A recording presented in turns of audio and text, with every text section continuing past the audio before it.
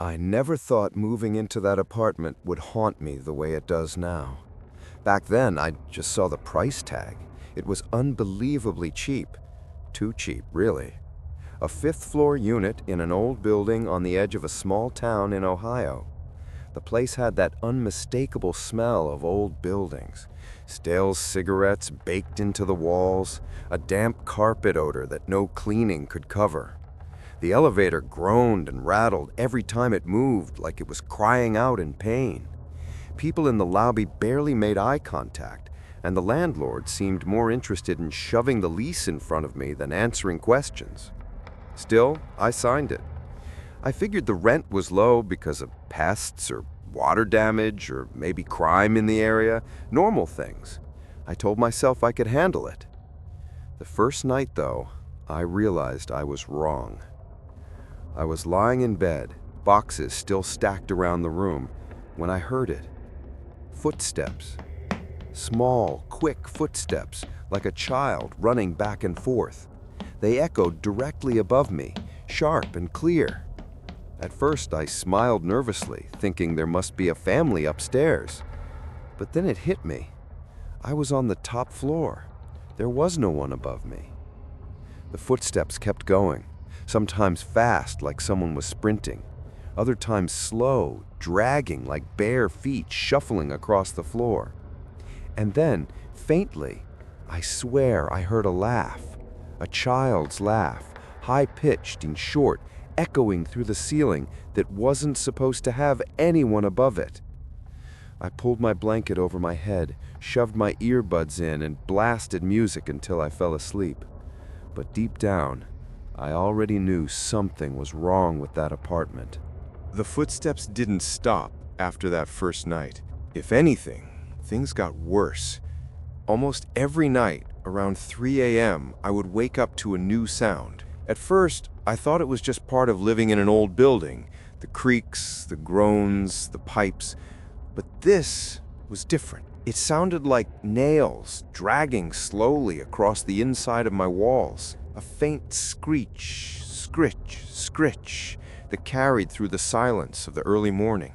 Sometimes it came from the corner of the living room, sometimes from the hallway. More than once, it came from right behind my headboard. I pressed my ear to the wall once, thinking maybe it was mice, but the sound was too deliberate, too steady. It didn't skitter like an animal. It dragged, and then something else caught my attention. A few nights in, I stepped out into the hallway, just trying to shake off the anxiety. That's when I noticed it. Apartment 508, just a few doors down from mine. The door was always locked, always dark, except that night. A faint glow of light spilled out from underneath. I froze, staring at it, waiting for movement. Nothing.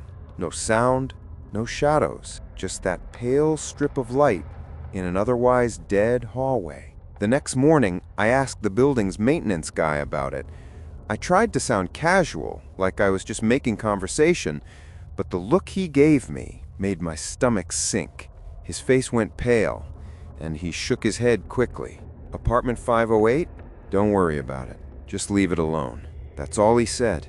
No explanation, no reassurance, just those words, before walking away like I had brought up something I wasn't supposed to. From then on, I couldn't walk past that door without feeling my chest tighten.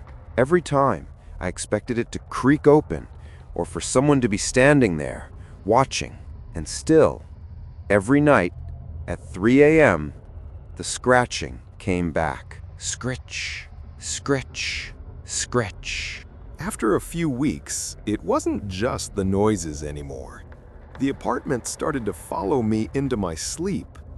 Almost every night, I would have the same dream. I was standing in the dim hallway of my building, facing apartment 508. The door was cracked open just slightly, and water seeped out from underneath. And then I'd see her, a girl, maybe 12 years old, standing at the end of the hall. Her hair was long and drenched, plastered across her pale face. Her clothes hung heavy with water, dripping onto the carpet. She never said a word. She never moved closer. She just stood there, staring. Sometimes I'd wake up gasping, convinced she had followed me out of the dream. More than once, I jumped out of bed to check the hallway, half expecting to see the water pooling under 508 for real. By then, I had stopped telling myself it was just an old building making old building noises. Something was happening. One night, desperate for answers, I set up my phone to record while I slept. I propped it up on my dresser, camera aimed at the bed, and hit record. The next morning, my stomach dropped when I opened the video. It played fine for hours, until exactly 3:18 a.m. That's when it froze, glitched, and stopped recording altogether.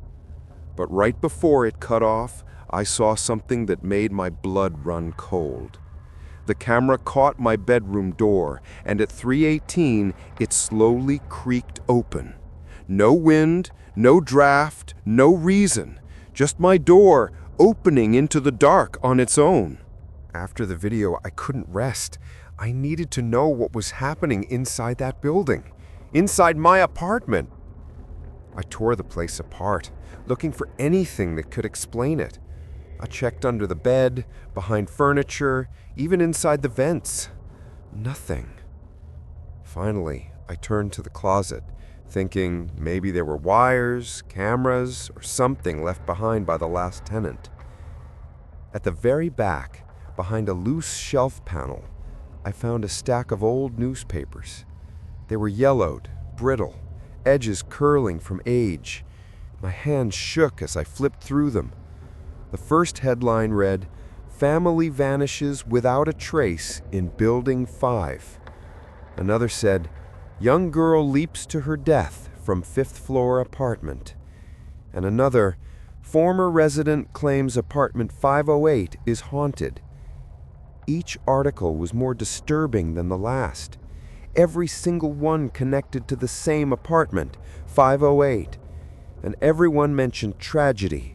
Missing people, a drowned girl, tenants reporting scratching sounds, footsteps, even seeing a child wandering the halls at night. The worst part was the dates. These weren't ancient stories from decades ago. Some of them were only a few years old. I sat on the closet floor with the papers spread around me, heart pounding, feeling like the walls were closing in. I wasn't just dealing with my imagination.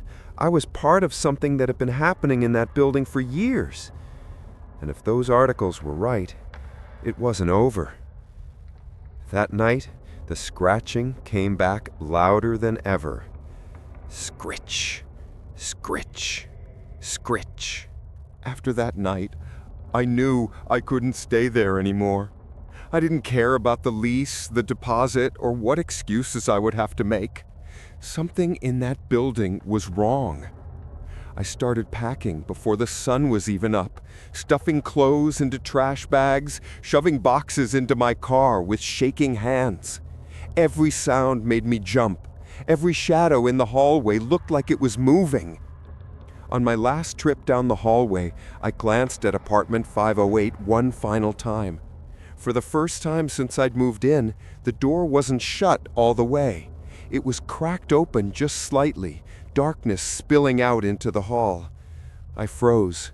My throat tightened, every muscle in my body telling me to run. But in that silence, I thought I heard something from inside. A faint dripping sound, like water hitting carpet. And then, a laugh. A high-pitched, childlike laugh. I bolted down the stairs, abandoning half my things, and drove away without looking back. It's been years now, and I live in another city. But sometimes, late at night, I still wake up at exactly 3:18 a.m., my heart racing, ears straining in the dark.